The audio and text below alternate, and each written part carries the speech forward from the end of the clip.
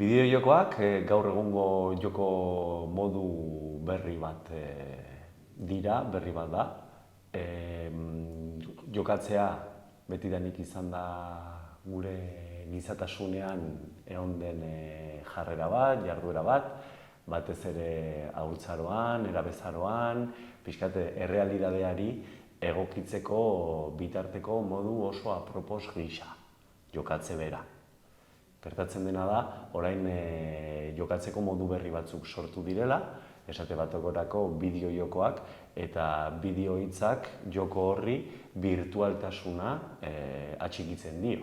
Eta zentzu honetan izango litzateke modu virtualean jokatzeko bitartekoa, bideo-jokoa. Beraz, bideo-jokoa deskribatzeko garaian, zalantzarik gabe, denborari buruz hitz egin beharra dugu, ez da gauza bera hitz egitea aintzinaroaz, erdiaroaz, aro modernoaz, aro garaikideaz, edo gaur egungo aro berri honi buruz, non digitalizazioak sekulako jartzuna hartzen ari duen. Nire ustez, garai edo aro berri batean aurkitzen gara, hau da aro digitala, oraindik ez dugu izendatu, oraindik gizakiak ez dio aro berri baten aldaketari dagokionez izen propio bat jarri, baina nik uste dut nahiko evidentea dela garai berri baten aurrean kokatzen ari garela, eta duela 1970ko hamarkadan sortu ziren joku hauek geroz eta hedapena gehiago dute gaur egun. Ez hori bakarrik, sekulako etekin ekonomikoa sortarazten dute, sekulako industria dute atzetik, jakin badakigu zinemagintzak, baina 8 aldiz etekin gehiago sortarazten dituztela, eta interes ekonomiko oso handiak, oso indartsuak daudela honen atzetik. Gero ere, jokatzeko estilo edo moduari buruz dagokionez, bideo-jokoek eskaintzen dutena da birtualtasun horretan, zu kokatzen zarela bigarren mailako plano batean bezala, esan edut, ez zara zu zeu protagonista hutsa zure gorputz fisikoarekin, baizik eta bazara horren partaide gorputz virtual batekin. Eta horrek ere aldeak ematen dizkio, esan bezala, aro digitaletik aurreko garai horretatik honuntzako salto honetan, virtualidade honetan sekulako garapena eman da, eta nolabaiteko rol joku hauetan garrantzi handia izan dezakeen estilo berri bada. 50 urte inguru dituzte bideo-jokoek, eta erritmo honetara egokitzen ari gara. Bideo-jokoek ere ematen digutena da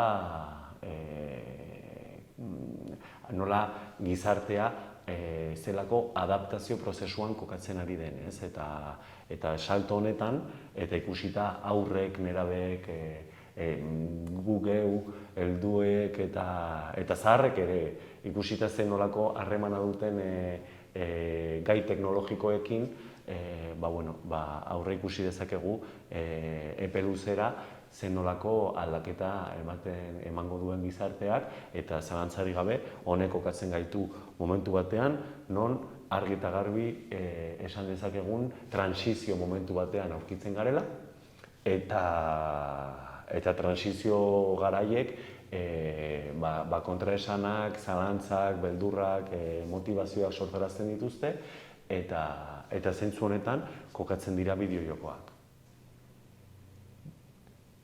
Gaixotasunari buruz hitz egiten dugunean, hitz egiten ari gara ere osasunari buruz. Zer den osasun egotea eta zer den gaixo egotea. Eta beraz, gauza berari buruz ari gara hitz egiten. Bai, osasuna edo gaixotasuna. Gauza bera da, lerro berean kokatu genezaken zerbait da. Modu berean hitz egin genezake maitasuna edo gorrotoari buruz. Ulertu ditzakegu modu atomizatu batean, baina errealidadean gauza bera da. Beraz, izango litzateke lerro jarraitu honetan non kokatzen dugun horren erabilera. Beraz, gaixotasuna sortu dezake bideo-joko batek, orduan ari gara lerro honetan, ez? Ea ze puntutan kokatu genezaken. Beraz, dena bezala baditu bere abantaiak eta bere desabantaiak. Eta zentzu honetan, izan aldira barne munduaren orekarako bitartekoak izan aldira, eta barne munduaren desorekarako bitartekoak izan aldira ere. Beti izango da gure erabileraren baitan kokatzen dugun zerbait. Orain, gizakia gai da desorekatzeko joku virtualen erabileraren bitartez? Zalantzarik gabe bai. Zalantzarik gabe bai. Iritsi alda gizakia horretara, zalantzarik gabe bai. Esan nahi dut, gizatasunak hartu behar du ardura honi dagokionez. Bestelako adikzioekin bezala, droga, pornografia, joku virtualak, dena desorekatu algaitu gaixotzera arte, zalantzarik gabe. Zalantzarik gabe. Beraz, non dagoen muga, gizatasunaren arduraren baitan dago. Hori hor dagoen zerbait da. Orduan, ardura hartu beharko genuke horrekiko. Orduan, gizakia gai da horrekin gaixotzeko? Bai, gai da. Esan nahi dudana da, gizatasunak ardura hartu beharko duela erabiltzen dituen elementukin. Eta orduan, hitz egin dezagun gizatasunari buruz. Berez elementui buruz baino. Eta orduan, hitz egin dezagun gizatasunaren ahuldadeari buruz, zentzu batzutan, eta zeintzuk diren ahuldade horri aurre egiteko bitartekoak gizatasunean. Ea gizatasunak zenolako bideak lortzen dituen ahuldade horretik eskapatzeko. Eta orduan, ahuldade horretan bideojokoek hutsune bat osatu dezakete eta esparru bat okupatu non aurrekoan gazte batek esaten zuen bideojokoen bitartez lasaitzen zela. Zela bere bitartekoa modu erosoago batean sentitzeko bere buruarekin. Orduan zer gertatzen ari da, zer dago hortik haratago. Bideojokoetaz hitz egitea baino, goazen hitz egitea pixkat sakonago, eta goazen aztertzea benetan zer den hor gertatzen ari dena. Eta konektatzen badugu hutsune horrekin, giza hutsune horrekin, eta konektatzen badugu hori osatzeko bitartekoekin, horria ez gaitezke beste modu batean eztabaidatzen. Agian, ez dakit, pixkat sakonagoa den, edo psikologikoagoa den, baina bai, kapak kentzea proposa izango litzateke, eta aztertzea benetan zer dagoen horren muinean, horren barne aldean, eta hori izango litzateke, nik uste dut, gaixotasuna eta osasuntsu edo osasuntasunaren arteko eztabaida honetan kokatu beharreko zerbait.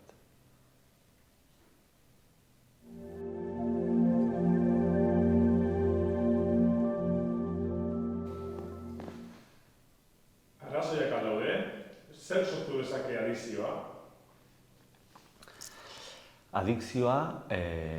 Adikzioa gure gorputzak sortzen du. Adikzioa da egoera bati atxikitzeko,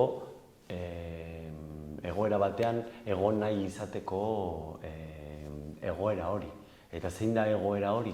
Egoera estimulatu hori, egoera motibatu hori, egoera excitatu hori, eta orduan excitazio hori gu geu sortzen dugu. Gure gorputzak dopamina, eta dopaminazaleak gara.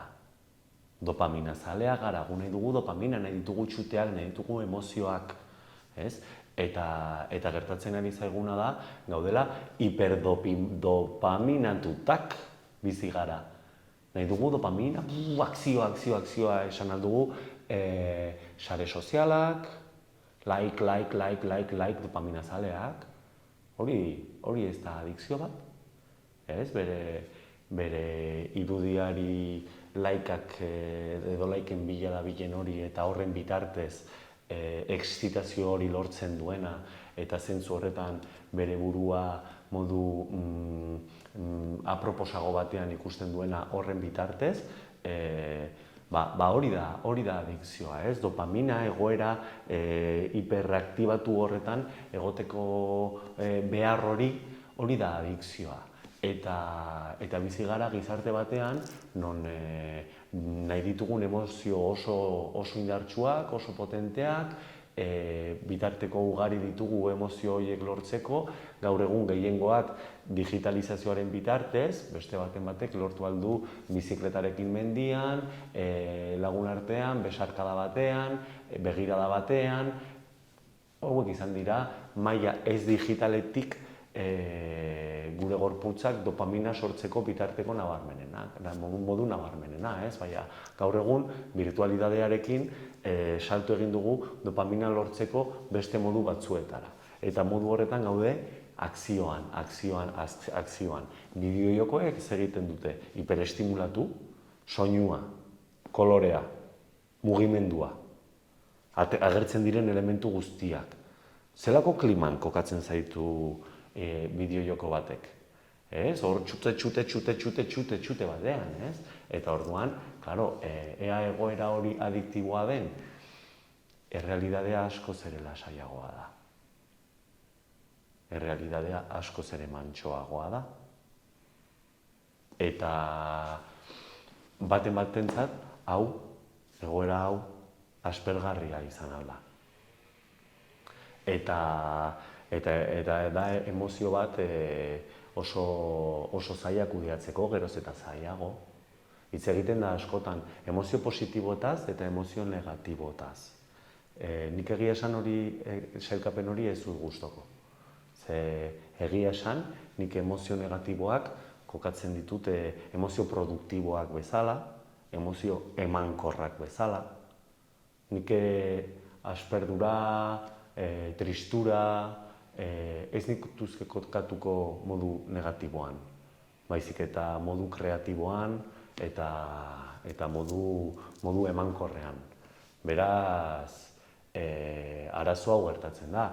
Zelako gaitasuna dugu guk emozio emankorrekin konektatzeko.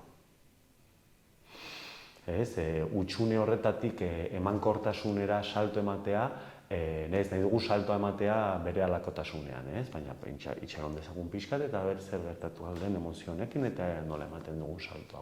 Ez, nahi dugu apatekoa, nahi dugu bere halakotasuna.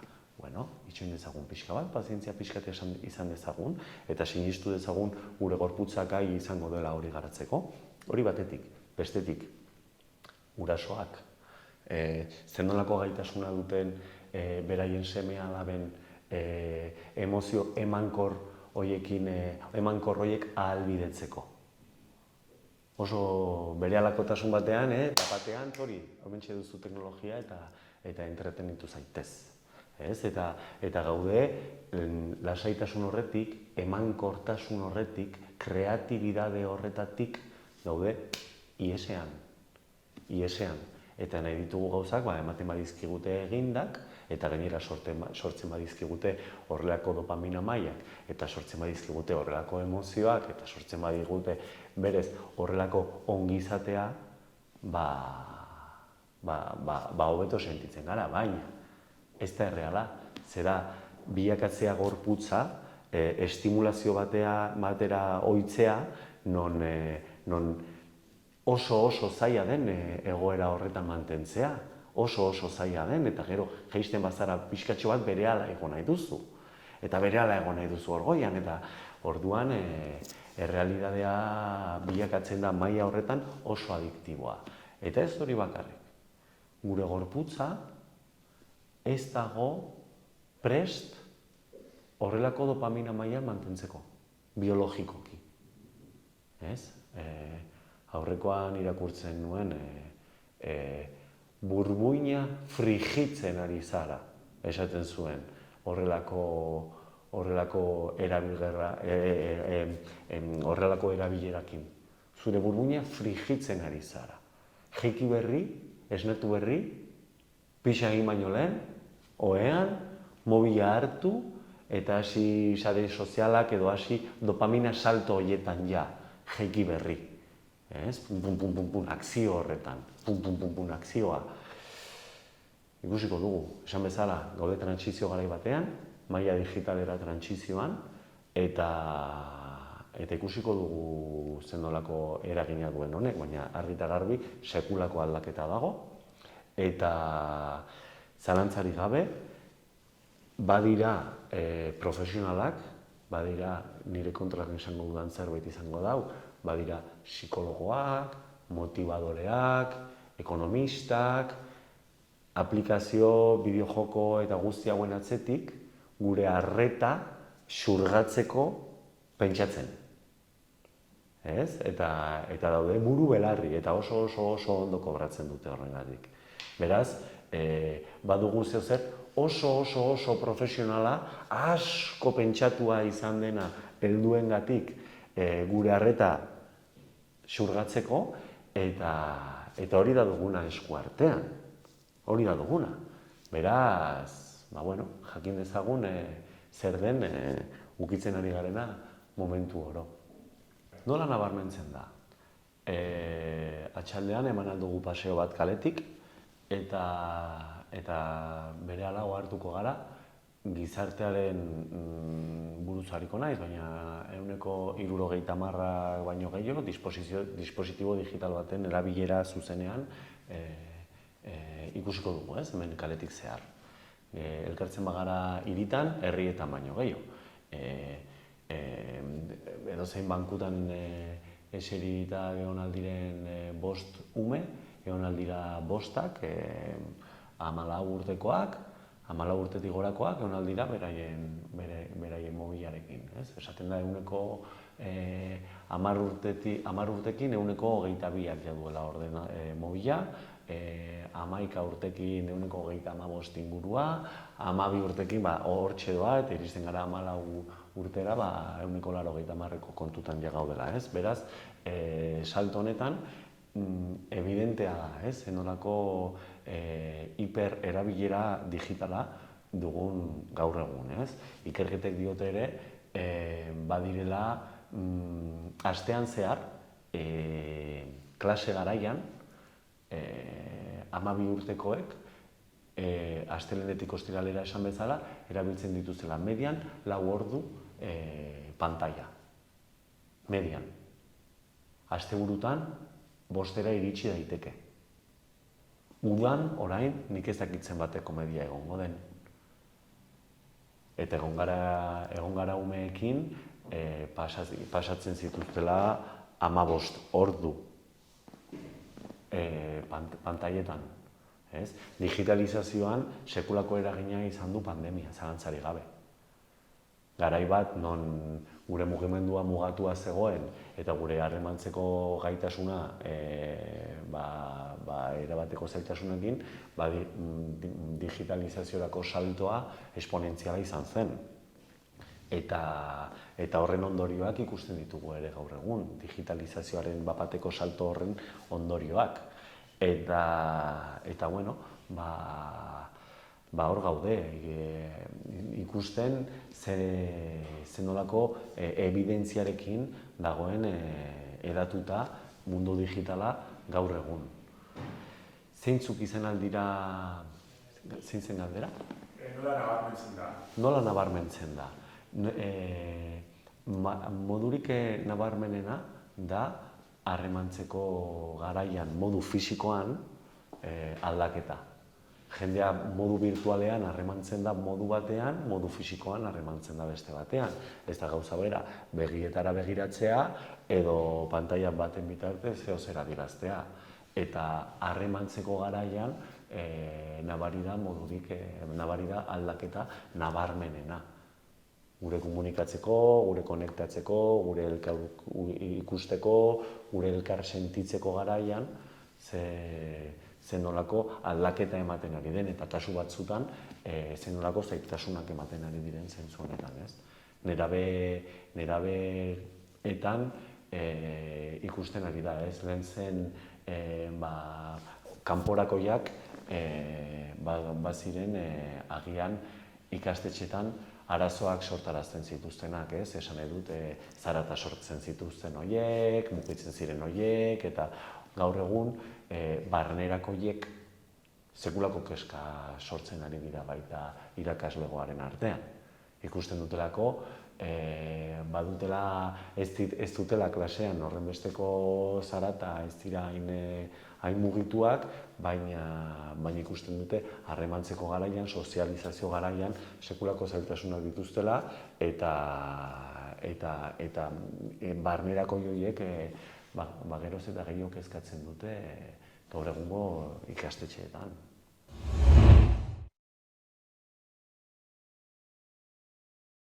Prebenitzeko garaian aurreko erantzuna etortzen zait burura, ez? Nola dopamina zaleak izan da, nola gure gorputzak nahi dituen egoera potente, egoera hiperaktibatu, horiek gure gorputzak nahi du hori. Eta orduan, ea egon algaren horrekin adi da galdera, ez? Jakin behar dugu honi buruz. Eta ulertu behar dugu honi buruz. Eta honi buruz ulertzeko, nortzuk dugu gaitasuna honi buruz ulertzeko edo helduok, ez? Dugu gaitasun hau. Eta geroz eta muga gehiago jartzen ari dira. Irlandan bada herri bat, 12 urtetik berakoentzat debekaturik dagona mobila, gaur egun. Finlandian bada uharte bat non ezin da erabili mobilik.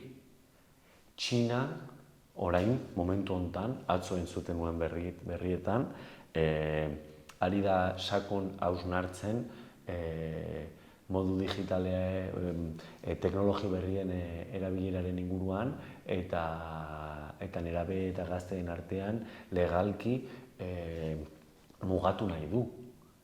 Beraz, prebenitu daiteke heldu hori dagokigu, hau egitekotan, gu geu kontziente izan gure erabileraz, hitz egin aldugu gure ama aitari buruz, hitz egin ditugu gure aiton amonei buruz, eta nola gu geu sortu ditzakegun klimak nahiko asegarriak teknologiaz aparte. Nola egin dezakegu hau? Aurrekoan entzuten nuen ere, nola duela digitalizazio aurreko garaian, nola umeek eraikitzen zituzten txabolak. Gaur egun eraikitzen dituzte txabolak, baina mando batekin. Eta alde honetan, izaera antzekoa da. Izaera antzekoa da eta oso kreatiboa izan alda ere maila digitalean. Kontua da, nola egokitzen gara gu ere mundu horretara. Eta nola sortu ditzakegu ere txabola digital horiek modu emankor batean. Eta adikziotik aldentzen dena. Eta nola egin aldugu analogikotik digitalerako transizio osasungarri bat. Eta nola hartu dezakegu beraz kontzientzia digitalizazio garai honetan gure erabilera honekin, ez? Eta bueno, hitz egiten da, ez? Dieta digitala kontzeptu bat edatua dagona da, eta honetan ari dira, ez? Sakontzen ere, digitalizazioari orduak mugatu, orduak eskaini, berez digitalizaziotik kanpoko orduei ere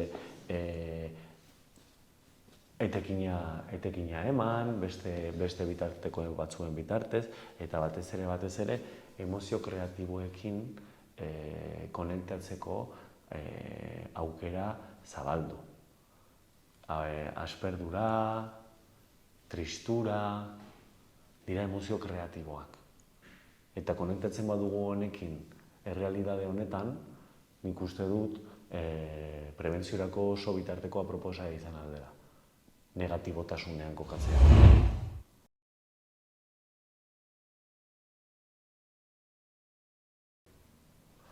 ondorioi buruz hitz egitean, gauza bera etortzen zait burura. Lerro hori, non guk erabakitzen dugun, ze nolako erabilera ematen diogun, ez? Ze mailan dagoen gaixotasuna, ze mailan dagoen osasuna, eta ondorioa, ze mailan, ze konsumoan, non kokatzen dugu hau. Demostratuta dago, zahartzaroan badirela joko batzuk, non arreta, motivazioa, indartu aldutenak. Eta zahartzaro prozesu horretan gaitasunak mantentzeko baliabide oso aproposak izan aldira, bideojokoak. Behar dira aplikazio batzuk ere, non ez bakarrik zahartzaroan, baizik eta beste errealitate batzutan dauden personentzako ere oso aproposak izan aldira bideojokoak, beraz, ondorioak, ze mailatan, non kokatzen gara. Non kokatzen gara. Ez dut esan nahi bideojokoak direnik den maila guztian, ez, dena bere orekan. Dena bere orekan, beraz. Ondorioak ze mailan, non kokatzen ditugu. Kokatzen ditugu erabilera honetan, erabilera honetan, erabilera honetan, erabilera honetan. Ez? Ari baldin bagara, maila estremoenari buruz, ondorioak latzak dira. Ondorioak oso gogorrak dira. Dopamina maila horretan egon nahi duenarentzat, ondorioak dira desastre bat. Azkenean, bere gorputzaren barne orekarako bitartekoa hori baldin bada, eta bere gorputzaren barne oreka optimoa bere ustez baldin bada excitazio maila horretan egotea, errealitateak ez dio eskaintzen hori. Beraz, ondorioa da, errealitate hau ez dela behar bezainen interesgarria. Eta orduan errealitate virtualean egon nahi izateak, izan aditu ondorio horiek ez ikusten dugu. Orain geroz eta garatuagoa den uniberso virtual hori, non jendeak, mailarik estremoenean, non jendeak bere bizia eraiki alduen avatar baten bitartez, maila virtualean kokatuta bere bizitza bera. Eta emozioak sortu ditzake, noski. Eta errealitateari asko gerturatzen den barne mugimenduak sortarazi ditzake, noski. Beraz, gure izaera fisikotik aldentzen den zerbait izan alda. Eta gure izaera fisikotik aldentzen den horretan, modu estremo horretan, gian ikusten dugu maila fisiko honek ez duela behar bezain interesik. Eta maila fisiko honek ez baldin badu behar bezain interesik, orduan ondorioak evidenteak dira.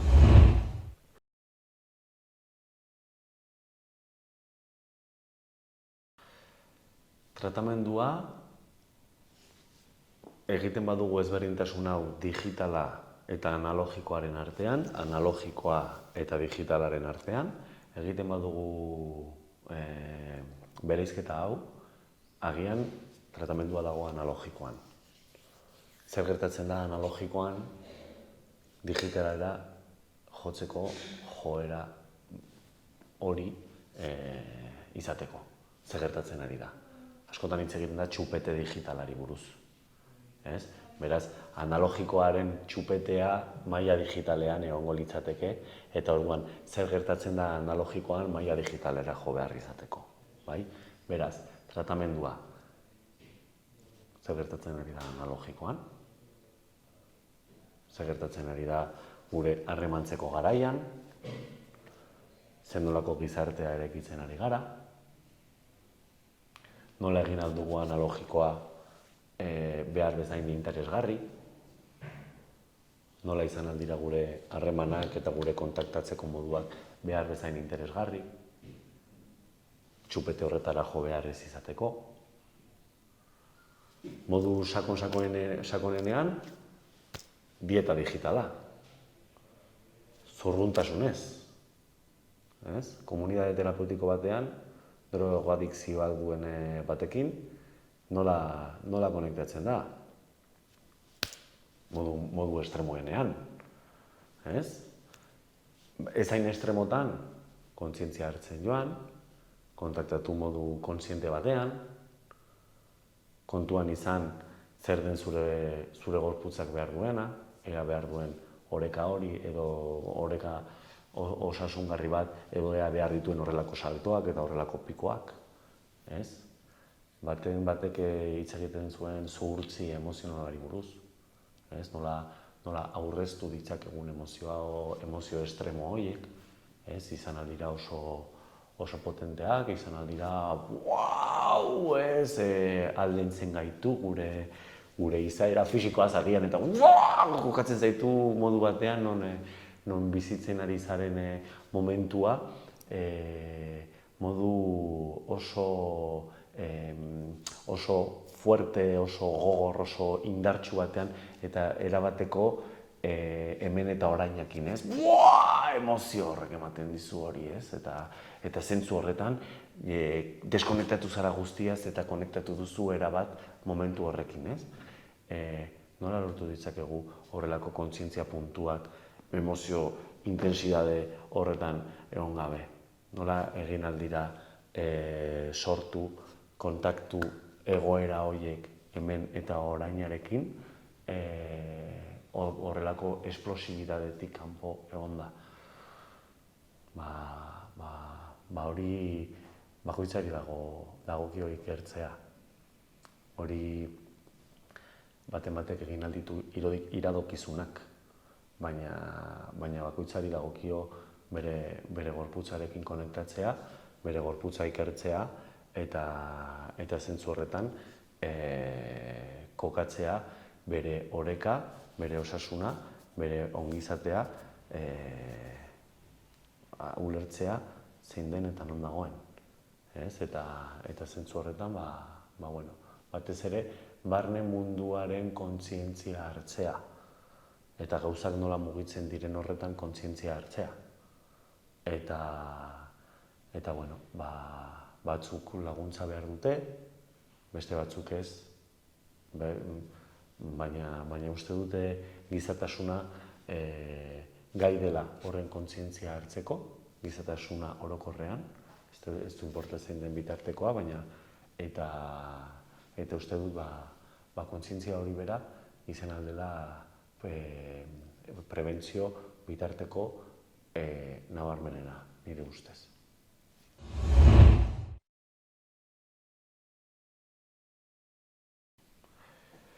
Bideojokoi buruz jakin behar dena da ez direla inusenteak.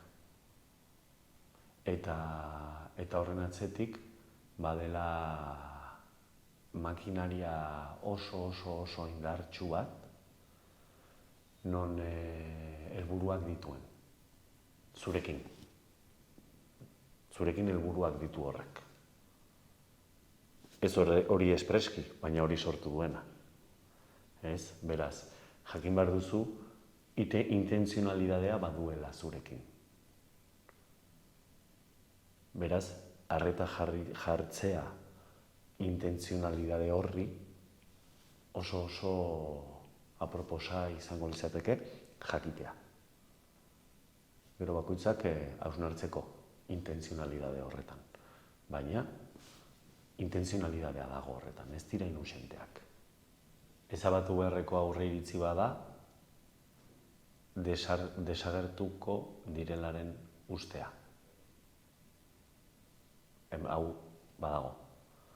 Adibidez, udal programan, hemen Iruñan, gurasotasun baikorreko udal programan, salto egin genuen maila digitalera, hasi ginen pandemian geroztik maila digitalera salto egiten, eta eguneko eren bat da digitala. Hau da, egiten dugu gurasotasun baikorreko taldeak maila digitalean. Beraz, badago. Ezin da ezabatu. Gure ordenadore erabilera, gure teknologia erabilera badago erabat hedatuta eta ez da ezabatu behar orain batean. Beraz, ondo egongo litzateke ideia hori ezabatzea eta aztertzea nola edo hausnartzea horrekin nola erlazionatu behar garen. Onartu, badago, kontzientzia hartu dezagun horrekin. Gure sentimendu, pentsamendu, jarreren integrazioan datza gure oreka. Eta gure orekatik aldentzen bagaitu, eta gero, orekara bueltatzeko zailtasunak aurkezten baditugu, adierazten baditugu, kaltegarria izango zen guretzako. Beraz, desorekatik orekara pasatzeko prozesu horretan zailtasunak sortzen badira, horretan egongo litzateke muina edota integrazioan eta desintegrazioan. Bakit oso kontzeptu sakona edo agian urrutikoa dela, desintegrazioa. Baina gure barne munduaren desintegraziora eramaten bagaitu, esan edut ez orekatu horretara eramaten bagaitu, eta gero zailtasunak sortarazten badizkigu bueltako bidean, zeo zer kaltegarriari buruz ari gara. Lehen sintomak kokatzen baditugu oreka eta desorekaren plano honetan, orekarako zailtasunak hasten direnean, hortxe izango lirateke, agertuko lirateke lehenengo sintomak. Forma ezberdinak izan alditu. Izan alditu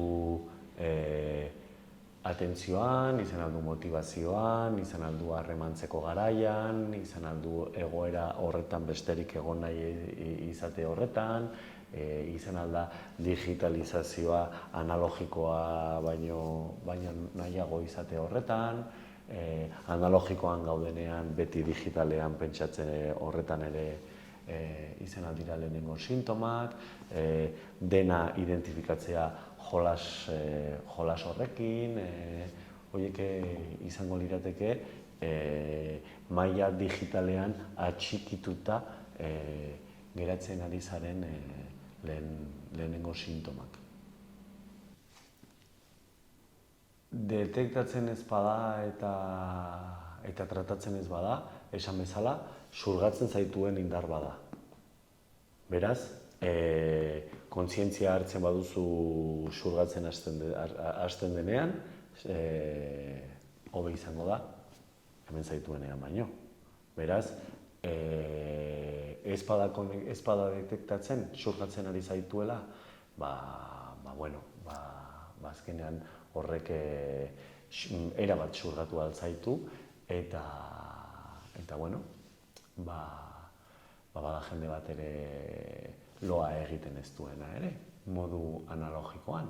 Eta orduan, eta zer gertatzen bada, eta xurgatzen bazaitu erabat, eta baldin bazaudu hor hiperaktibatuta, eta jatea hazten baduzu ere, eta maila fisikoan konektatzea hazten baduzu ere, eta maila estremoenean, bagian maila analogikoan ingreso bat. Mailarik estremoenean noski. Zebe gorputza ez dagoelako prest horretarako. Gizatasuna ez dago prest maila horretako intentsidadea mantentzeko denbora luzean. Beraz, mailarik estremoenean, analogikotik datorren beste baten bat lagundu beharko zaitu analogikoarekin konektatzeko. Zoriontasunez, gizakia gara eta gizaki bakoitza ezberdina da. Eta hemen liburu bat, gia bat, A, B, C, D, E jarraitu beharreko pausuak zehaztea argitzea oso zaila da gizakiarentzat. Beraz, ez dago bide bakarra. Neri personalki hau galdetzen badidazu, hitz egingo dut persona bezala, eta eta niretzako naturarekin konektatzea oso jarraibide apropos bat izan daiteke, niretzako. Bakoitzak aztertu beharko du, zein den maila analogikoarekin konektatzeko bidea edo modua. Niretzako nirea natura da. Eta ez dakit, eta modu sinpleenean, izan alda erreka bat entzutea, haizea sentitzea, txoriak entzutea, menditik joatea, azken finean, niretzako niri horrek oso asko konektatzen nau lurrarekin, eta konektatzen nau errealitate fisikoarekin. Beraz, nire bitarteko bat hori izan alda. Zer esanik ez, harremantzea, kontaktuak izatea, lagunak, personak, ikusi, hitz egin, maila fisikoan, maila fisikoarekin konektatzea. Azken finean, esan bezala, digitalizazioan, aro digital honetan, 50 urte daramagu. Izango litzateke, nola konektatu dezakegun, beti izan dugun estilo honekin modu jarraituago edo osasuntsuago batekin. Eta zentzu honetan, errealitate fisikoarekin konexio honetan ere, ongizatea, oreka eta asetasuna sentitzea. Gizartea sailkatu behar bada erantzun honekin, nire ustez, bere gizatasunean asetasuna ez duen hoiengan eragingo du gehien teknologiak azken finean hutsarteak betetzen ditu. Eta esan bezala, sartzen gaitu emozionalidade aktibo batean, non emozio horretan hemen eta orainean kokatzen da gure egoera. Beraz, nor ze gizarte talde du behar gehiago maila sakonago edo handiago batetik aldentzeko eta konektatzeko hemen eta orainean eta ezer gehiagotan pentsatzeko, modu honetan, nerabezaroa bada kezka garai bat.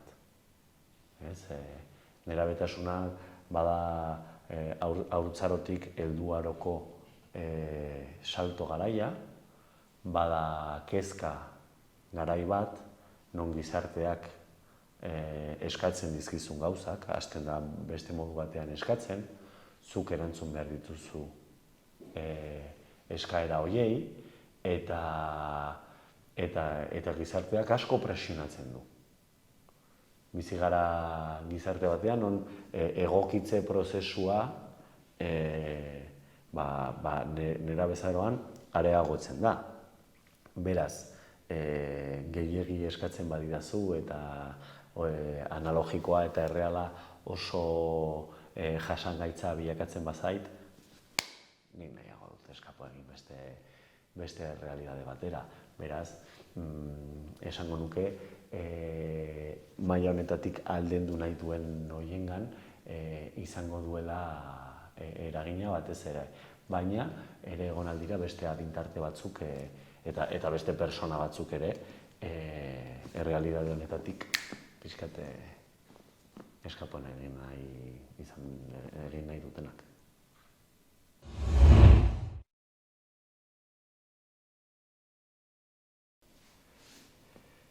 Ze bilakaera izan duen honek aztertzeko garaian, batez ere konsumo mailan izan duen bilakaera esponentziala izan da. Esan bezala, pandemian izan zuen saltoa, honen konsumoak izan zuen saltoa, asko handitu zen, eta zentzu honetan, honen atzetik dauden interes ekonomikoak asko handitu dira. Beraz, interes honen baitan, kokatuko nuke bilakaera modu nabarmenean, ez? Eta zentzu honetan, nola fintzen da makinaria guztia ahalik eta gehiago kontsumitua izateko. Beraz, lehen hitz egiten genuen intentzionalidade horretan, intentzionalidade hori asko findu da. Inusentekeri hori desagertu da oso modu nabarmenean eta hortxe badago makinaria bat intentzionalidade oso sakon eta oso indartsu batekin, non bere nahirik handiena da zu xurgatzea ahalik eta gehien. Beraz, zenbat honen bilakaera nolakoa izan den, zure arreta, atentzioa ahalik eta gehien xurgatzeko estrategian.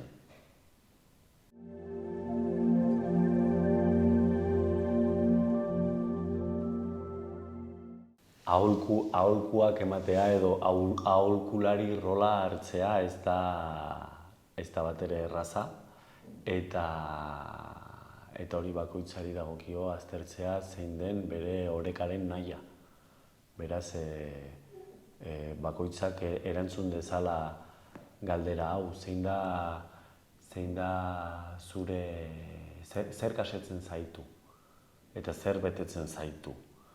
Eta zentzu honetan, agian burutik erantzutea baino, aproposagoa izan alda bihotzetik erantzutea, eta agian modu azkarrean erantzuna ematea baino, aproposagoa da denboratxo pixkat hartzea, arnasa hartzea, gure barne orekarako bitarteko aproposena, eta arnasa hartze honetan konektatzea gorputzarekin ez modu intelektualean eta